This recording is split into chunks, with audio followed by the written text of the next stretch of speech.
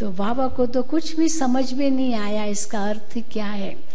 और फिर बाबा ने देखा उस सितारों के वृक्ष से वो धीरे धीरे सितारे उतरते गए, निकलते गए, निकलते गए, और निकलते निकलते निकलते वो नीचे आते गए। बाबा देखता ही रह गया, ये कहाँ नीचे उतर रहे। और देखते ही देखते बाबा ने देखा वो धरती पर आए। मानो परम धाम जो आत्माओं का धाम है, वहां से वो आत्माएं धरती पर आई। और जैसे धरती पर उतरी उसी समय वो एक एक सितारा एक एक देवी और देवता का रूप धारण करता गया। उनको साकारी चोला मिलता गया और बहुत सुंदर वातावरण देखा जिसमें प्रकृति का चरम उत्कृष्ट सुंदर स्वरूप ये बाबा ने देखा। और चारों ओर इतनी हरियाली, चारों ओर देवी देवताएं विचरण कर रही हैं, रास मंडल रचा हुआ है, आपस में इतनी खुशियों के गीत गा रहे हैं। मानो सुखद दुनिया क्या होती है, सुख शांति संपन्न संसार क्या होता है, वो बाबा ने साक्षात्कार में देखा। और फिर उसके बाद एक हीरे जवाहरातों से सजा हुआ सोने का महल देखा। और फिर उसमें लक्ष्मी नारायण विराजमान थे। और कैसे वो लक्ष्मी नारायण जो विश्व महाराजन महारानी थे, वो अपने राज्य सिंहासन से उठे और कैसे दरबार में आए और फिर आंगन में आए और सारे राज्य ने इतना उनका सम्मान किया, मानो कि एक बहुत ही सुंदर दुनिया बाबा ने देखी। बाबा को समझ में नहीं आया ये मैं क्या देख रहा हूँ, कहाँ पहुँच गया हूँ। और उसके बाद बाबा को एक आवाज सुनाई दी। आवाज क्या थी? लखीराज उठो जागो, उठो जागो। इस कलयुगी दुनिया के महाविनाश के बाद ऐसी सतयुगी दुनिया आने वाली है। और ऐसी सतयुगी दुनिया आपको बनानी है, आपको बनानी है। ये गूंजते रहे शब्द, ऐसी सतयुगी दुनिया आपको बनानी है। तो जब बाबा ने ये शब्द सुने तो बाबा को मन में प्रश्न आए, मुझे बनानी है, मैं कैसे बनाऊंगा? कहाँ मैं एक इंसान, एक बूढ़ा व्यक्ति, मैं ऐसे ये दुनिया बनाऊंगा? उस समय बाबा की उम्र 60 वर्ष की थी और 1936 की ये बात है, आज से 80 साल पहले जब बाबा को ये सब साक्षात्कार हुए 1936 में। और जैसे ये साक्षात्कार हुआ कि ये दुनिया तुमको बनानी है, तो बाबा की तो जैसे नींद ही उड़ गई कि भगवान ने मुझे इतना बड़ा काम दिया है, मैं कैसे करूँगा और क्या करना है उसके लिए, वो तो बताया नहीं।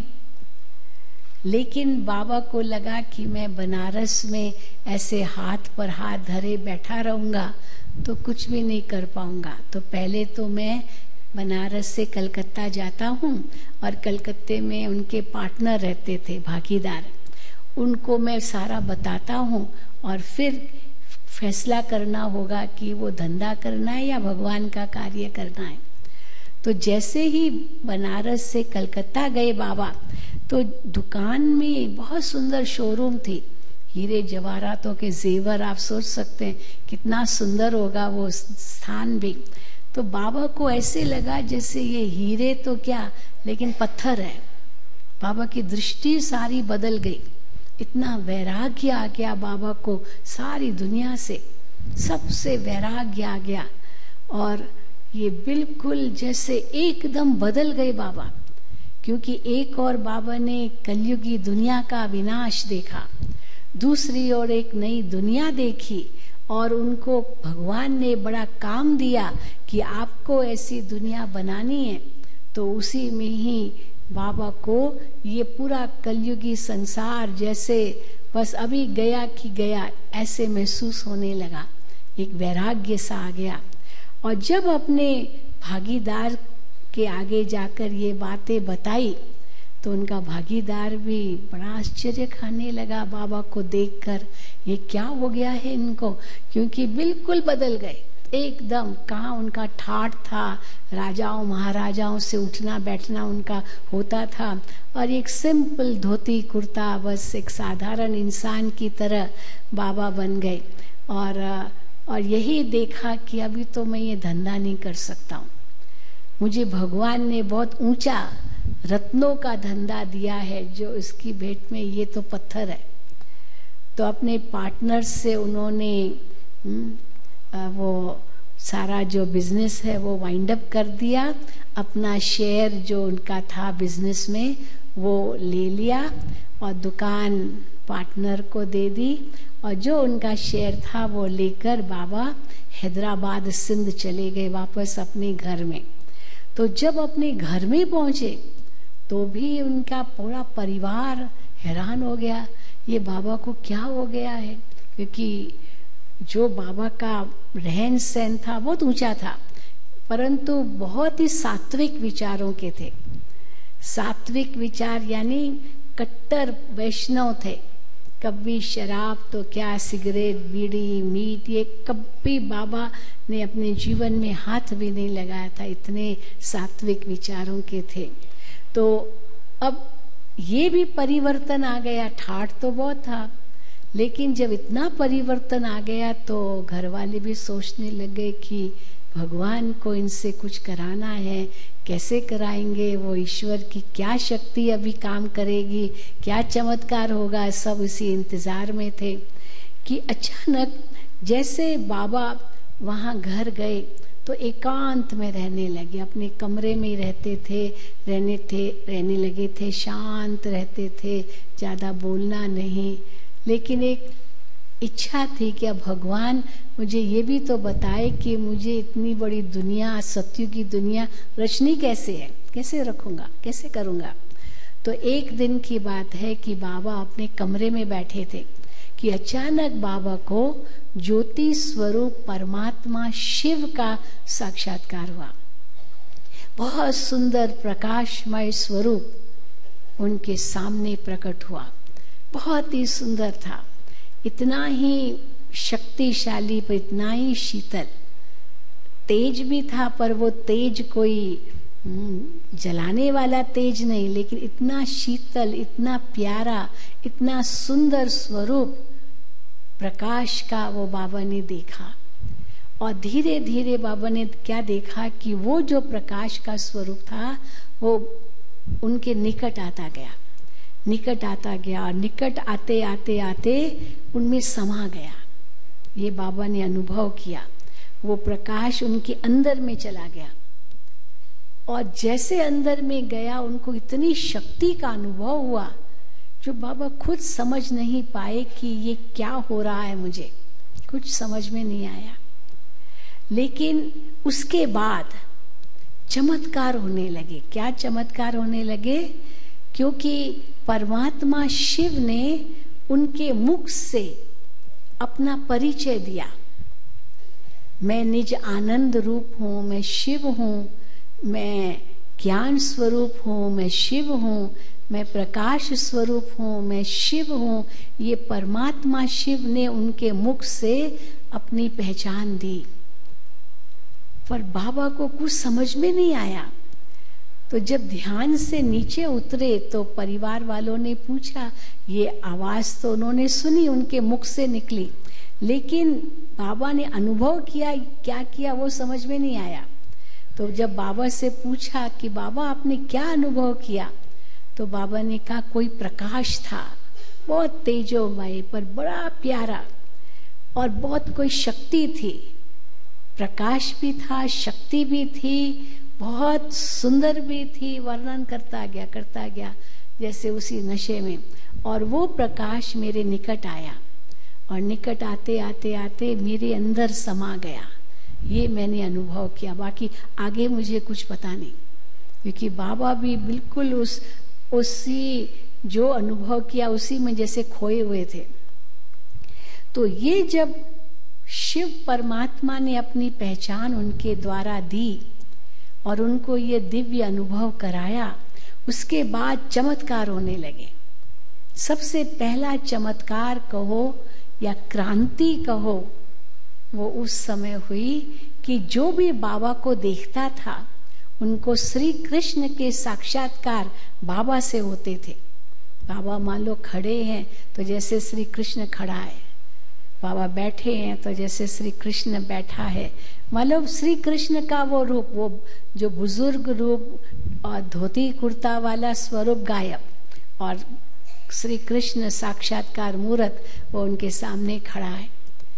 कभी बाबा ओम की ध्वनि करते थे, तो जब ओम की ध्वनि करते थे तो जो भी सभा में होते थे वो ध्यान में चले जाते थे और श्री कृष्ण का साक्षात्कार करते हुए रास करने लगे। मानो ये श्री कृष्ण का दर्शन हो रहा है।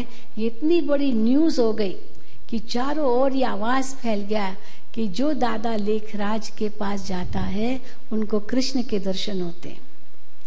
अब ये न्यूज इतनी फैल गई कि इंटरनेशनल न्यूज में भी आ गई। अमेरिका के टाइम मैगजीन में ये न्यूज छपी कि भारत में हैदराबाद सिंध में एक दादा लेखराज है, उसके अंदर एक चमत्कारिक शक्ति है कि जो उनको देखता है उनको कृष्ण के दर्शन होते हैं। और एक क्रांतिकारी बात हो गई। और इसी साक्षात्कार की आकर्षण में बहुत सारे लोग आने लगे बाबा के पास, और उसमें भी महिलाएं आने लगी। महिलाएं तो आई, लेकिन ऐसे भी बहनें थी जो बाबा के पास नहीं भी आई, अपने घर में भी बाबा का साक्षात्कार उन्होंने किया। घर बैठे जैसे कृष्ण का साक्षात्कार और फिर बाबा का साक्षात्कार, और श्री कृष्ण उनको कहता है मेरे से मिलना है तो इनके पास जाओ, और ये सामने खड़े हैं। तो कई तो बाबा को जानते थे लेकिन कई नहीं भी जानते थे। तो कैसे ये साक्षात्कारों की धुन चालू हो गई, एक बहुत बड़ी न्यूज बन गई। और दूसरी बात थी जो बताया, बहनें आने लगी, स्त्रियां आने लगी, कुमारियां आने लगी, वो परमात्मा का दर्शन करने लगी, कृष्ण का दर्शन करने लगी और आकर्षित होकर के बाबा के सामने आई। तो उसमें एक दो मिसाल मैं आपको देना चाहूंगी।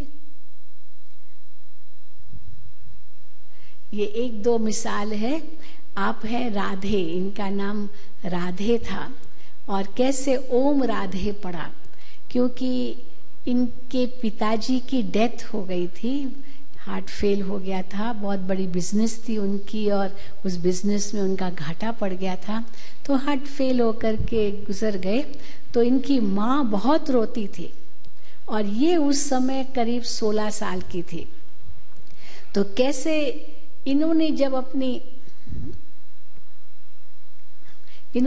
अपनी माँ की ये स्थिति देखी तो वो देखी नहीं गई, क्योंकि वो देखती थी कि मेरी माँ इतना रो रही है, इतना उसको दुख हो रहा है, तो ये बात तो अच्छी नहीं लगती। क्योंकि ये तो बहुत सुंदर थी, बहुत अवार्ड्स लेती थी, ये बहुत फेमस थी सारे हैदराबाद सिंध में, और माँ की ये स्थिति उससे देखी नहीं गई।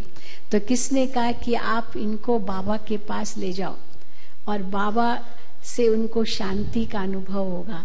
तो जैसे ही आप बाबा के पास ले गई तो इनकी माँ को श्री कृष्ण का साक्षात्कार बाबा से हुआ, और जैसे ही श्री कृष्ण का दर्शन किया, वो जो रोती रोती आई ना, एकदम हंसने लगी, इतना चारों ओर जोर जोर से हंसने लगी जैसे कि कोई एक बहुत कुछ लॉटरी उनको मिल गई है, इतनी खुशी उन्होंने व्यक्त की।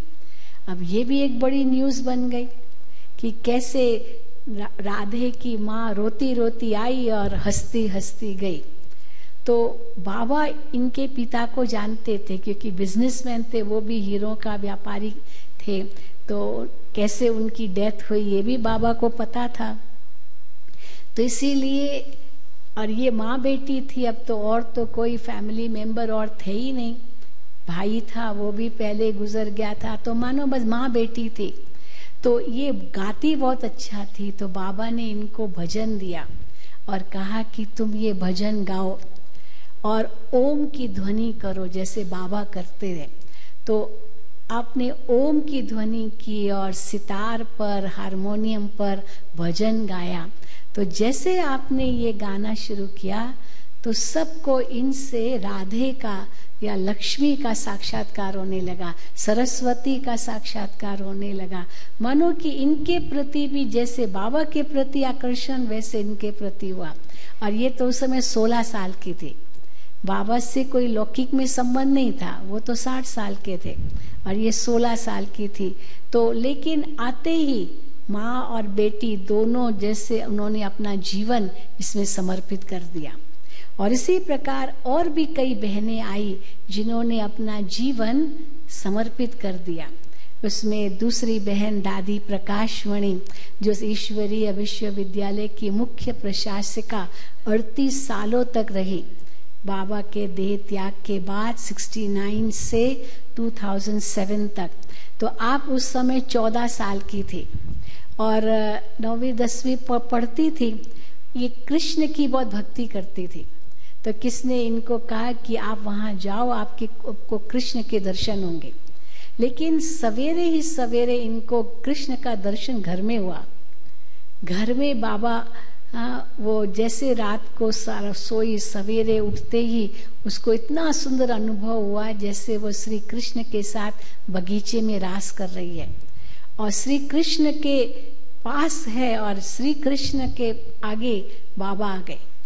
और श्री कृष्ण उनको कहते हैं कि मेरे साथ अगर आपको मिलना है तो पहले इनके पास जाओ, वहां मैं तुमको बहुत अच्छी तरह से मिलूंगा। अब बाबा कौन थे ये तो उनको पता ही नहीं था, लेकिन कैसे इनके पिता ने इनको कहा कि वहां पर कृष्ण के दर्शन होते हैं, तुम जाओ। तो उनके फादर ने ही इनको बेटी को कहा कि तुम जाओ और देख कर आओ। इनके पिता ज्योतिषी थे, तो कैसे अपनी बेटी के बारे में वो जानते थे कि मेरी बेटी अपना जीवन भगवान को अर्पित करेगी, इनका जीवन बहुत ही सादगी का मीराबाई की तरह होगा। तो ये जब बाबा के सामने गई और बाबा को देखा, उसी वक्त उनको श्री कृष्ण का साक्षात्कार हुआ और स्वर्ग की दुनिया में, वैकुंठ में वो रास कर रही अनुभव किया। बस उसके बाद अपना जीवन इसमें समर्पित किया। मानो कि एक एक करके कैसे अपना जीवन इसमें समर्पित किया। बाबा ने उस समय एक स्कूल भी बनवाया था और बाबा को टीचर्स की जरूरत थी जो आध्यात्मिक शिक्षा देवे, क्योंकि बच्चों को दुनियावी पढ़ाई तो पढ़ाते हैं लेकिन आध्यात्मिक ज्ञान, गीता का ज्ञान, मानो कि आध्यात्मिकता की बातें कोई सिखाए, वैल्यूज की बातें कोई सिखाए, उसके लिए टीचर चाहिए थी। तो बाबा ने कैसे दादी प्रकाशमणि जी को उसके लिए नियुक्त किया। मानो कि नौकरी के हिसाब से पढ़ाना नहीं, लेकिन अपना जीवन भगवान को अर्पित करके पढ़ाना। तो ऐसे एक एक करके कई भाई बहनें आ गए और मानो आकर के अपना जीवन इसमें समर्पित किया। ये सब 1936-37 की ये बातें, मानो आज से 80 साल पहले। तो एक छोटा सा अलौकिक परिवार बन गया जो आध्यात्मिक ज्ञान और राजयोग की शिक्षा लेने लगा।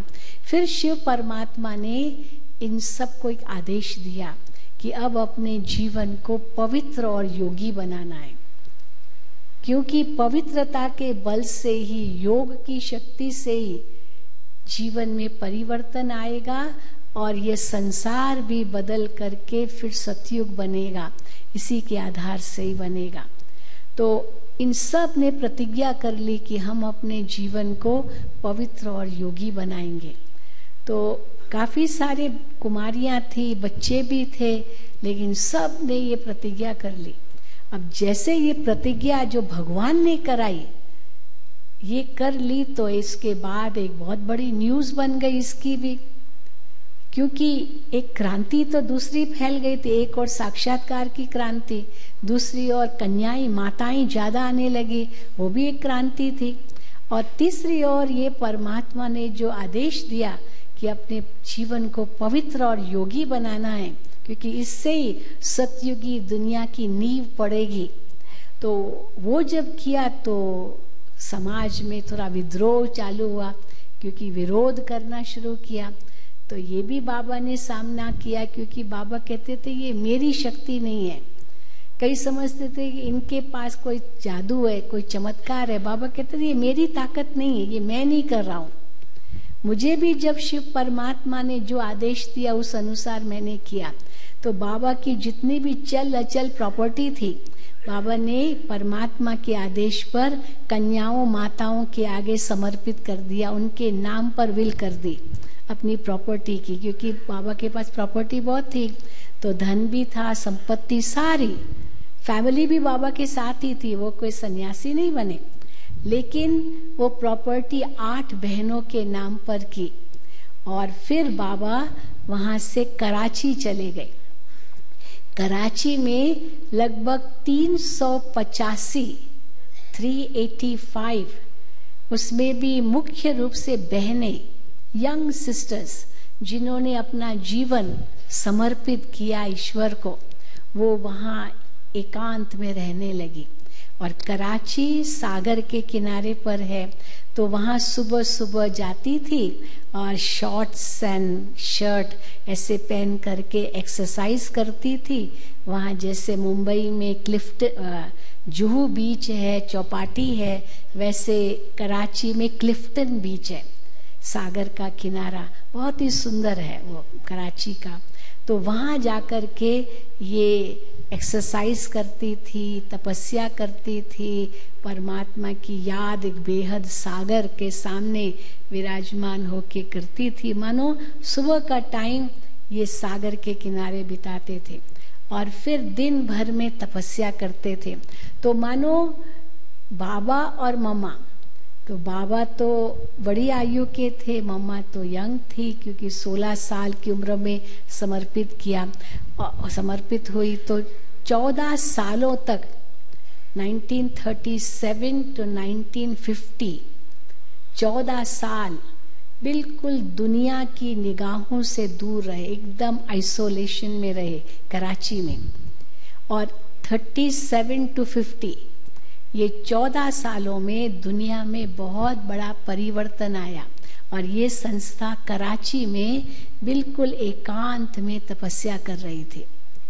मानो कि नई दुनिया का फाउंडेशन लग रहा था, जैसे पुरानी झाड़ से नया झाड़ बनाने लिए कलम लगाते हैं, तो मानो नए सतयुगी झाड़ की कलम तैयार हो रही थी, जिसमें ये तरुण कुमारियां बहनें तपस्या कर रही थी। तो और इन 14 सालों में एक तरफ विश्व युद्ध हुआ, 39 to 45 6 साल तक विश्व युद्ध हुआ।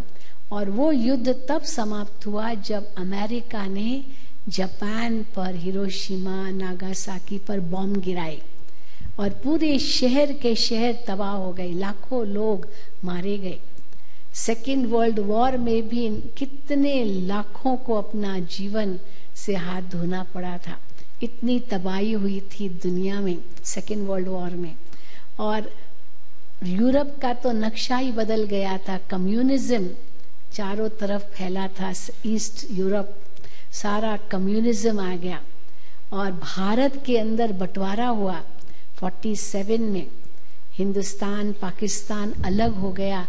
उस समय खून की नदियां बही, क्योंकि बंटवारे के समय ये धर्म के नाम पर जो हुआ उसके कारण बहुत रक्त की नदियां बही, मानो एक सिविल वॉर का रूप था। तो एक और जैसे सिविल वॉर और दूसरी ओर एटॉमिक वॉर, और उसी 19 सालों में बहुत सारे भूकंप आए, सुनामी आए। मानो कि ये तीनों रूप जो बाबा ने साक्षात्कार में देखा था वो संसार में उस समय हुआ। तो शिव परमात्मा से पूछते थे कि क्या बाबा यही विनाश है? तो बाबा कहते थे नहीं बच्चे, ये तो केवल रिहर्सल है, ये तो रिहर्सल है। सेकेंड वर्ल्ड वॉर एक रिहर्सल थी, क्योंकि अगर अभी थर्ड वर्ल्ड वॉर छिड़ जाए फिर तो दुनिया बचेगी नहीं। हाँ, यही हम दुनिया का हाल देख रहे हैं। एक बॉम्ब तो क्या हजारों बॉम्ब्स बन चुके हैं जो न जाने कितनी दुनियाओं को खत्म कर सकते। वो तो 2 बॉम्ब ही गिराए थे। तो इसीलिए सिविल वॉर की भी तैयारियां चारों ओर है। हर देश दूसरे देश के दुश्मन बनते जा रहे हैं, मानो पड़ोसी एक दो के दुश्मन बन रहे हैं। न जाने क्या क्या दुश्मनी जताते हैं। IS आजकल ये सब क्या नहीं कर रहे हैं। चारों रोज सुनाई देता, वहाँ बॉम्ब गिरा, वहाँ आत्मघाती दस्ते पड़े, वहाँ ये हुआ, आग लगाई, पता नहीं रोज की न्यूज़ तो यही है। प्राकृतिक आपदाएं कितनी आ रही है।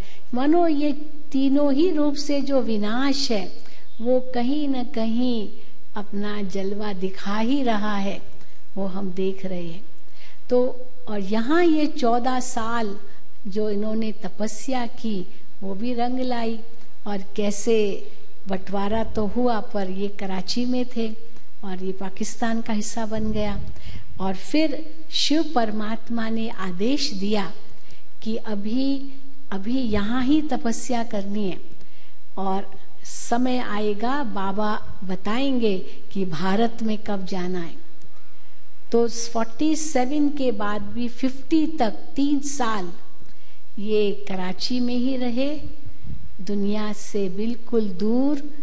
पूरा प्रोटेक्शन था उनको, ताकि कोई भी बाल बांका तक भी उनका कर न सके। और कन्याएं माताएं ज़्यादा थी, इसलिए उनकी सुरक्षा भी बहुत की गई। और फिर 1950 में कैसे भारत में आए, तो 14 साल तक इन्होंने कराची में तपस्या की। और उन 14 सालों में अपने अंदर में इतनी शक्ति भरी, जिसके आधार से संसार में अब जाके सेवा करनी है, ये उनके अंदर ताकत आ गई। और फिर जब 50 में गणतंत्र हुआ भारत, तब परमात्मा का आदेश मिला कि अभी भारत में जाओ, क्योंकि भारत ही विश्व गुरु बनेगा। भारत ही दुनिया को शांति का मार्गदर्शन करेगा, विश्व के अंदर फिर से शांति स्थापन करने में अपना योगदान देगा। तो भारत में जाना है और एक पहाड़ पर जाना है। तो उस समय जो वहाँ के चीफ मिनिस्टर थे, उन्होंने बहुत सहयोग दिया और सारा देखिए सामान लेके निकले हैं, पूरा पैकिंग, ये सब। नहीं तो जो उस समय हिंदू निकले, सिख निकले, या जो सिंध में थे या पंजाब में थे, क्योंकि बंटवारा हुआ, तो वो नंगे पैर, हाथ खाली, जेब खाली, सब घर बार छोड़ करके जान बचाने के लिए हिंदुस्तान आया, या रेफ्यूजी के रूप में रहे थे उस समय। लेकिन जब पूरा सब कुछ ठीक हो गया और सारे समझौते हो गए, गणतंत्र हो गया, तब परमात्मा ने इनको आदेश दिया भारत जाओ। तो उस समय उनको यह सुविधा दी गई, एक जहाज दिया गया, क्योंकि 385 भाई बहनें थे। ये जहाज उनको दिया गया। ये कराची से प्रस्थान कर रहा है जहाज, जिसमें ये बैठे और कराची से भारत में आए। ओखा बंदरगाह है सौराष्ट्र में, जामनगर के पास। तो वहाँ ये उतरे। माउंट आबू उन्होंने चुन लिया था कि यहाँ ही हम अपना हेडक्वार्टर्स बनाएंगे, क्योंकि परमात्मा ने कहा पहाड़ों पर जाना है। तो ये माउंट आबू सबसे नज़दीक है कराची के। और भी बहुत हिल स्टेशंस है, लेकिन ये हिल स्टेशन जो 4000 फीट की ऊंचाई पर ही है, माउंट आबू।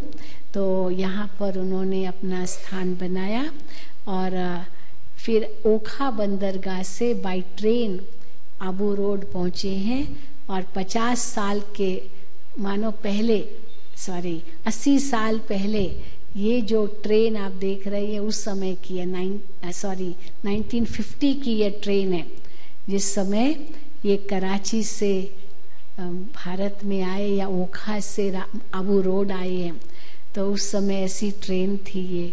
और फिर आबू रोड स्टेशन पर पहुंचे तो उस समय इनकी ड्रेस एक फ्रॉक और सलवार ये ऐसे पहनते थे। तो 14 साल तपस्या करने के बाद दुनिया देखी, मानो वहाँ तो सब निगाहों से जैसे दूर थे। और माउंट आबू में आकर के इन्होंने तपस्या की। तो बाबा ने, बाबा मम्मा ने और सब भाई बहनों ने यहाँ तपस्या की। ये कुछ पालनहार बन के कैसे माता पिता अलौकिक रूप से बच्चों की पालना करने लगे। यहाँ चारों ओर जंगल है, चारों ओर कोई गुफाएं हैं अबू में, जहाँ पहले बहुत ऋषि मुनि तपस्या करते थे। बहुत मंदिर है, मानो पूरा तीर्थ स्थान है अबू। और यहाँ राजा महाराजा लोग रहते थे। अप्रैल में जून 3 महीना आकर के गुजरात सौराष्ट्र वहाँ के राजा महाराजा यहाँ रहते थे। तो चारों ओर बड़े बड़े महल बने हुए यहाँ। राजस्थान के अलग अलग डिस्ट्रिक्ट्स के यहाँ महल है, जहाँ राजाएं आके गर्मियों में रहते थे। तो अभी तो वहाँ होटल बन गए, या होटल है या स्कूल है माउंट आबू में। तो बाबा मम्मा और सब ने मिल कर के यहाँ तपस्या की। चारों ओर बहुत सुंदर बगीचे थे। और फिर धीरे धीरे कैसे माउंट आबू से बाहर का निमंत्रण मिला, और निमंत्रण के आधार से बाबा ने इन सब बहनों को अपने अपने निमंत्रण के आधार पर अपने शहरों में भेजा। तो आप एक हमारी वरिष्ठ दादी है मनोहर दादी जी, आप यहाँ ही रहती थी ज्ञान सरोवर में, और यहाँ ही इन्होंने अपना देह त्याग किया। तो आप भी उस समय बहुत छोटी थी, 12 साल की थी जब आई संस्था में। और आप बहुत अच्छी सुंदर रूप से ओम की ध्वनि करती थी जैसे मम्मा करती थी। तो इनको बाबा ने दिल्ली में भेजा, क्योंकि इनकी फैमिली दिल्ली में रहती थी। तो जब ये दिल्ली गई तो कैसे ओम की ध्वनि करते ही इनसे उनके रिश्तेदारों को देवी का साक्षात्कार होने लगा। इतना सम्मान वो करने लगे कि पहाड़ से देवी आई है। हाँ, देवियों को तो पहाड़ों पर दिखाते हैं ना, तो पहाड़ से देवी आई है। और इस देवी का दर्शन करने के लिए दूर दूर से लोग आते थे। मंदिरों में निमंत्रण मिला इनको भाषण करने का, और वहां पर भी भक्तों को इनसे देवी के दर्शन होने लगे। मानो अब ये दूसरा रूप था दर्शन का, साक्षात्कारों का, जो बहनों के द्वारा होने लगे। और धीरे धीरे कैसे लोगों ने उनको इतना स्वीकार किया। जो वहाँ सेवा केंद्र खुल गया दिल्ली में, सबसे पहला सेवा केंद्र माउंट आबू के बाहर दिल्ली में खुला।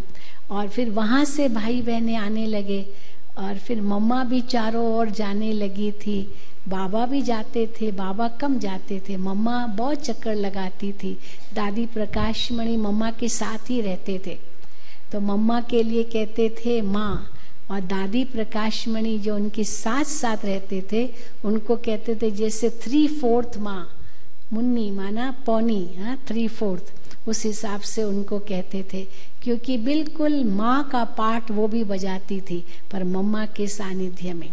तो कैसे मम्मा लखनऊ में गए हैं, कानपुर में गए हैं, और जहाँ तहाँ मम्मा जाते थे, और दादी प्रकाश मणि उनके साथ साथ रहते थे, और वो भी तपस्या साथ साथ करते थे। तो मम्मा तो बहुत ही जल्दी विदेश स्थिति को प्राप्त किया। 46 वर्ष 46 इयर्स की थी मम्मा जब उन्होंने अपना देह त्याग किया। 24 जून 1965 24 जून को मम्मा ने 46 वर्ष की उम्र में अपना देह त्याग किया। और उसके बाद दीदी मनमोहिनी जो वरिष्ठ बहन थी, वो एडमिनिस्ट्रेशन संभालने लगी। क्योंकि बाबा ने शुरू से ही बहनों माताओं को एडमिनिस्ट्रेशन के लिए दिया। पहले मम्मा थी फर्स्ट एडमिनिस्ट्रेटिव हेड, उसके बाद दीदी मनमोहिनी। आपकी भी बहुत सुंदर कहानी है। आप भी जब बाबा के पास आई तो बहुत साक्षात्कार करती थी। गोपी इनका नाम था। तो सारा दिन जैसे श्री कृष्ण के साथ रास ही कर रहे, और बहुत बड़े घर की थी। इनके जो फैमिली में सब बड़े बड़े बिजनेसमैन थे। इनके चाचा और चाची बड़े नामी ग्रामी व्यक्ति थे हैदराबाद सिंध के। और वे सारे सिंधी लोग जब भारत में आए, मुंबई में काफ़ी आए, तो मुंबई में उन्होंने हॉस्पिटल्स बांधे, कॉलेजेस खोले। तो जस लोग हॉस्पिटल, ये इनके अंकल आंटी थे, चाचा चाची थे। KC college, Kishan Chand Chelaram college Bombay का, ये भी इनके अंकल थे। तो मानो बहुत धनी थे। और ये एक एकदम आकर के अपना जीवन इसमें समर्पित किया। तो ये एडमिनिस्ट्रेशन संभालने लगी और 1983 में आपने 75 इयर्स की उम्र में अपना देह त्याग किया। तो परंतु मम्मा बाबा के साथ आप रहती थी। 65 से आपने रहना शुरू किया। फिर बाबा बाहर जाते थे और बहुत सारे ग्रुप्स मधुबन में आते रहते थे, परिवार के परिवार। ये पंजाब जलंधर का ग्रुप है, कैसे माता पिता बच्चे सारे आते थे। बाबा बच्चों को भी बहुत प्यार देते थे। अलौकिक पिता के रूप में बाबा हमारी पालना करते थे। ये सब अलग अलग फोटोज हैं। तो इस ईश्वरीय विश्वविद्यालय में हम यही सिखाते हैं कि आप एक परमात्मा को याद करो। पिताश्री ब्रह्मा बाबा को हमारे कोई गुरु नहीं है, ये कोई भगवान भी नहीं है, लेकिन अलौकिक पिता है जिसने एक की याद के लिए हमें इशारा किया। तो यहाँ सब धर्मों की आत्माएं आती है और ये अपना बाबा कैसे सबको पत्र लिखते थे। ये पत्र है उर्दू भाषा में, बाबा वहाँ उर्दू लिखते थे। तो बाबा के शब्द हैं और पांडव भवन में बाबा की झोपड़ी है जहाँ बाबा रहते थे। माउंट आबू में आज आप जाएंगे घूमने के लिए, कल जाएंगे तो आप देखेंगे पांडव भवन। ये बाबा की झोपड़ी है जहाँ बाबा पत्र लिखते थे। ये हिस्ट्री हॉल है जहाँ बाबा बैठ करके वाणी चलाते थे। और अभी इस हॉल में बहुत सारे चित्र लगे हुए हैं चारों तरफ दीवारों पर, इसलिए इसका नाम हिस्ट्री हॉल रखा है। हिस्ट्री के चित्र, ईश्वरीय विश्वविद्यालय के इतिहास के चित्र हैं। और ये बाबा का कमरा है जहाँ बाबा रहते थे और इसी स्थान पर अपने कमरे में ही, अपने पलंग पर ही बाबा ने 18 जनवरी 1969 को 93 वर्ष की उम्र में अपना देह त्याग किया। तो कैसे अव्यक्त स्थिति को आपने प्राप्त किया 18 जनवरी 1969 को और अव्यक्त हुए, लेकिन 93 वर्ष की उम्र तक भी बाबा कैसे सीधा खड़े होते थे। तो कभी हाथ में लकड़ी नहीं उठाई, कभी आंखों पर चश्मा नहीं डाला, कोई ऐसे कमर नहीं झुकी, मानो नहीं तो इस उम्र में तो क्या नहीं होता है। लेकिन बाबा को वो शक्ति उस शिव परमात्मा की प्राप्त थी। और 21 जनवरी को उनके देह का अंतिम संस्कार आश्रम के अंदर ही किया गया, पांडव भवन में, जो आज शांति स्तंभ के नाम से बहुत ही प्रख्यात है, जो ब्रह्मा बाबा की यादगार का स्थान है, जहां आज भी हजारों भाई बहनें 18 जनवरी पर विशेष यहाँ आकर के अपने श्रद्धा सुमन ब्रह्मा बाबा को अर्पित करते हैं। और ये 4 धाम ब्रह्मा बाबा की स्मृति में बनाए गए हैं। मानो है वहाँ पांडव भवन में। आप जब पांडव भवन देखने जाएंगे, जो ओरिजिनल हमारा हेडक्वार्टर्स है, यहाँ से 4 किलोमीटर की दूरी पर है, तो वो ज़रूर देखेंगे। शांति स्तंभ, हिस्ट्री हॉल, बाबा की झोपड़ी और बाबा का कमरा, तो जहाँ हम जाकर तपस्या करते हैं। और बाबा के अव्यक्त होने के बाद 69 में दादी प्रकाशमणि जी दीदी मनमोहिनी के साथ मिल करके कैसे एडमिनिस्ट्रेशन संभाला। और दीदी और दादी, हम कहते थे 2 हंसों का जोड़ा है, 2 शरीर है, लेकिन एक आत्मा बन करके इन्होंने इस विश्वविद्यालय को दिन दुगनी रात चौगनी गति से आगे बढ़ाया। और जब भी हम दादी दीदी को देखते थे, इतनी खुशी होती थी कि कैसे भगवान इनके द्वारा सारे विश्व का परिवर्तन कर रहे हैं। तो शिव परमात्मा और ब्रह्मा पिता वो रीढ़ की हड्डी के रूप में थे, लेकिन इनको आगे रखा कि अब शिव गुप्त रहेगा, शक्तियां प्रत्यक्ष होगी इस संसार में।